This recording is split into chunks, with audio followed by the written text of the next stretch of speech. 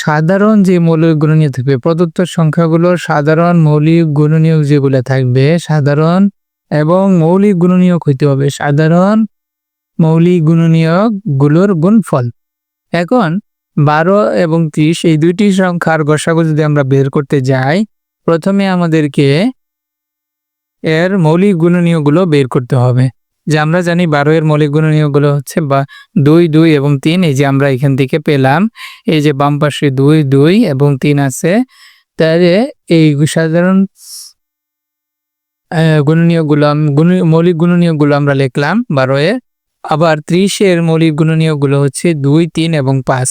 এখন এই দুইটা সংখ্যার গসাগু বের করার জন্য প্রথমে আমাদেরকে এদের দেখতে হবে এদের মধ্যে কোন কোন মৌলিক গুণনীয়কগুলো কমন আছে, কোন কোন মৌলিক গুণনীয়কগুলো, যেমন দুইটাতেই 2 কমন আছে, অপরদিকে এটাতেও 3 আছে, এখানেও 3 আছে।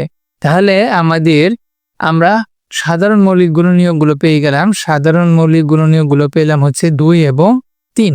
এখন এদের গুণফলই হবে গসাগু। এদের গুণফলই, এই যে গুণনীয়কগুলোর গুণফলই হবে গসাগু সমান সমান 6। তাহলে 12 এবং 30 এর গসাগু হচ্ছে 6।